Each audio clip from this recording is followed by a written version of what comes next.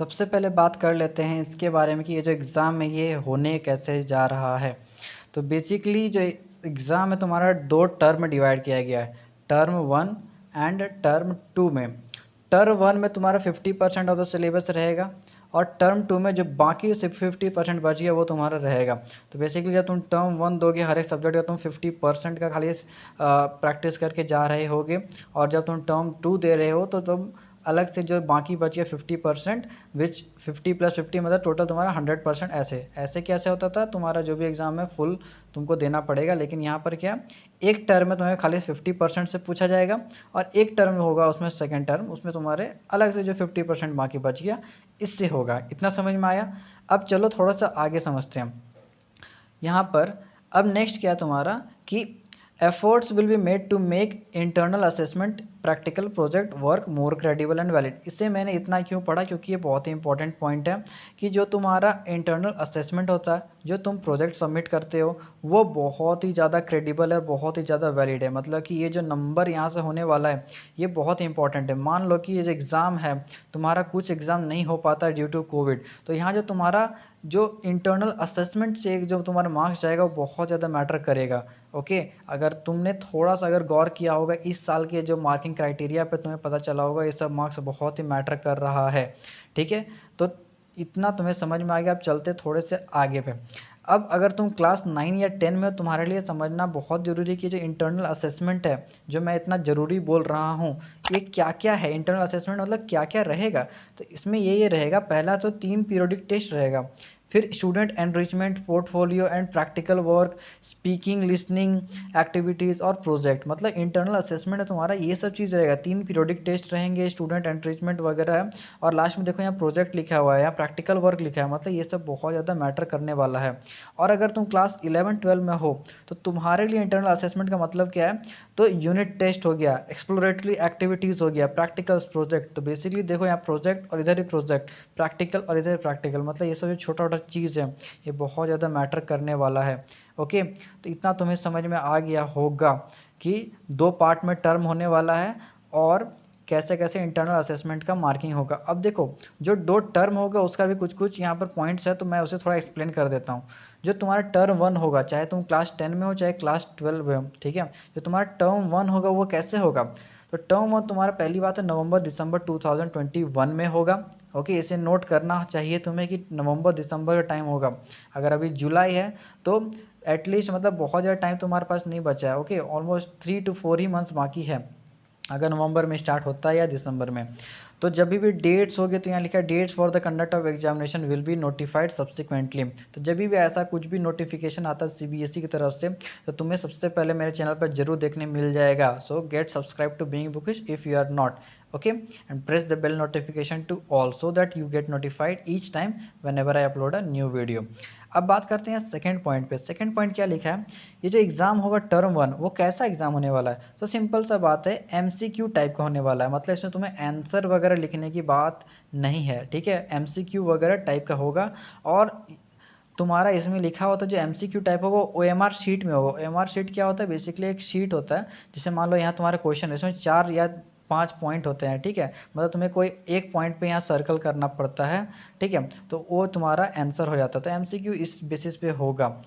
अब इसमें टाइम कितना दिया जाएगा, तो 90 मिनट्स का टाइम तुम्हें दिया जाएगा। कितना मिनट टाइम दिया जाएगा, तो 90 मिनट्स मतलब 1.5 आवर का पेपर होगा।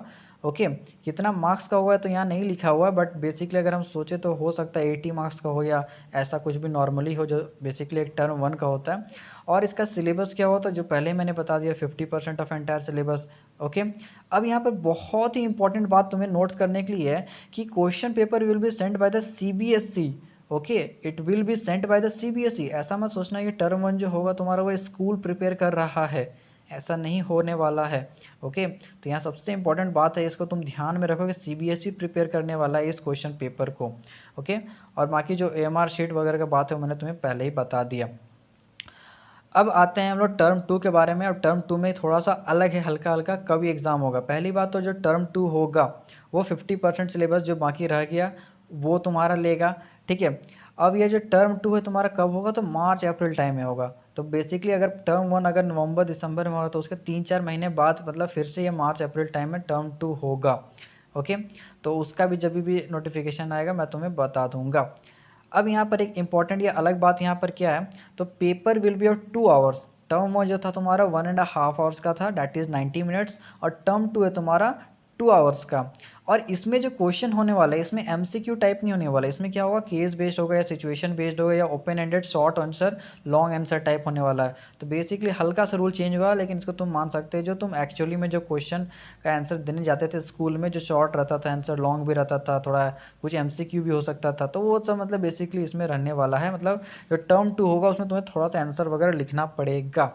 ओके, अब इसमें बहुत ही इंपॉर्टेंट बात लिखा हुआ है कि मान लेते हैं अगर तुम्हारा टर्म 2 एग्ज़ाम नहीं हो पाता है किसी कारण के चलते, उस सिचुएशन डिमांड नहीं हो पा रहा था, तो वहाँ पर फिर से जो टर्म हो तुम्हारा 90 मार्क्स का जो एमसीक्यू टाइप क्वेश्चन था, 90 मिनट्स सॉरी, तो जो 90 मिनट्स का तुम्हारा एमसीक्यू टाइप का क्वेश्चन था वो फिर से यहाँ पर टर्म 2 में एकदम फिर से सेम टू सेम क्वेश्चन वैसे ही आएगा। मतलब एमसीक्यू टाइप का होगा, 90 मिनट्स का होगा, ओएमआर शीट में होगा। ठीक है, अब इतना बात समझने के बाद हमने बहुत ही चीज़ समझ लिया है। अब यहाँ खाली देखते हैं कि टर्म 1 और टर्म 2 अगर होता है या ना होता है, तब मतलब कौन सा मार्क्स कितना ज़्यादा वेटेज रखने वाला है, उससे हम लोग थोड़ा सा डील करने वाले हैं। तो सबसे पहला जो चीज़ है, सबसे पहला केस क्या है कि मान लेते हैं कि अभी से जो सिचुएशन है बहुत ही अच्छा है कि तुम्हारा टर्म 1 भी हो सकता है और टर्म 2 भी आसानी से हो सकता है। तब क्या होगा, तब बोर्ड तुम्हारा टर्म 1 भी लेगा, टर्म 2 भी होगा, और जो भी इसका जो मार्किंग होगा वो इक्वली मतलब डिस्ट्रीब्यूट होगा। मतलब ऐसा नहीं कि टर्म 2 तुम्हारा ज़्यादा वेटेज है, टर्म 1 तुम्हारा ज़्यादा वेटेज है, नहीं, दोनों का वेटेज इक्वली रहेगा। सेकेंड केस क्या है, in case the situation of pandemic forces complete closure of schools during November December 2021 but term 2 exams are held at schools और सेंटर्स। बेसिकली इसका बोलने का मतलब मान लेते हैं कि जो तुम्हारा नवंबर दिसंबर है उस समय सिचुएशन ठीक नहीं रहता है, स्कूल्स उस समय भी क्लोज रहते हैं, लेकिन टर्म 2 जैसे से आने का लिए होता है, मतलब कि मार्च अप्रैल टाइम में तुम्हारा जो टर्म 2 होने वाला है उस समय सिचुएशन बहुत ही अच्छा हो जाता है, तुम स्कूल जाने लगते हो, तुम एग्ज़ाम भी दे सकते हो। उस समय क्या होगा, टर्म 1 कैसा होगा, एमसीक्यू बेस्ड एग्जामिनेशन होगा, would be done by students online और ऑफलाइन फ्रॉम होम। तो बेसिकली ऑनलाइन ही होने वाला मुझे जितना लगता है। ओके, तो इन दिस केस बेसिकली यहाँ मेन पॉइंट हम मुझे ये बोलना है कि जो वेटेज होगा वो तुम्हारा टर्म 2 पे बहुत ज़्यादा डिपेंड करेगा, क्योंकि तुम्हारा टर्म 2 पे तुम एग्ज़ाम दिए। ओके, तुमने टर्म 1 का तो एग्ज़ाम मतलब कि ऑनलाइन या एमसीक्यू बेस्ड दिया, लेकिन टर्म 2 जो है तुमने ऑफलाइन दिया, तो इस समय तुम्हारा वेटेज जो होगा और तुम्हारा टर्म 2 पे ज़्यादा रहेगा। मतलब ऐसा नहीं कि आप इक्वली डिस्ट्रीब्यूट होगा, 50 इसका मार्क्स 50 इसका मार्क्स, नहीं, क्योंकि यहाँ क्लियर नहीं किया बोर्ड, तो मैं भी ज़्यादा अच्छा से नहीं समझा सकता हूँ, बट बेसिकली एग्जांपल के तौर पे हो सकता है टर्म 2 से 70% मार्क्स ले और टर्म 1 से तुम्हारा 30% मार्क्स ले, कुछ भी हो सकता है, इससे 70 ले ले, इससे 30 ले ले, या हो सकता है इसको 60 दे दे या इसको 40 दे दे। बेसिकली जो टर्म 2 होगा उसका जो प्रायोरिटी होगा, जो उसका जो वेटेज होगा वो थोड़ा ज़्यादा रहेगा as compare to term 1। Okay, अब बात करते हैं थर्ड कंडीशन की। In case the situation of pandemic forces complete closure of schools during March April 2022 but exam 1 are held at schools. Basically अब उसका रिवर्स है कि मान लेते हैं टर्म 1 तुम्हारा अच्छा से हो जाता है, लेकिन टर्म 2 जो है उस समय तुम्हारा स्कूल्स क्लोज रहता है, तो इसका फिर से वही होगा, टर्म 1 का जो वेटेज है ज़्यादा हो जाएगा और टर्म 2 का वेटेज कम हो जाए। लेकिन यहाँ टर्म 1 के साथ कुछ और भी लिखा हुआ, results would be based on the performance of students on term 1 MCQ based examination internal assessment. मतलब इसमें इंटरनल असेसमेंट का ये बहुत ज़्यादा रोल रहेगा। इतना समझ में आ रहा है तुम्हें? Very good. अब लास्ट जो केस बचा उसको हम लोग देख लेते हैं। लास्ट केस है, तो लास्ट केस में ये लिखा हुआ कि in case the situation of pandemic forces complete closure, मान लेते तुम्हारा ना टर्म 1 हो पाता है ना टर्म 2 हो पाता है, तब क्या होगा, तब मैं इसे थोड़ा रीड करके समझाता हूँ, तब क्या होगा। Results would be computed on the basis of the internal assessment or practical or project work and theory marks of term 1 and term 2 exams taken by the candidates from home।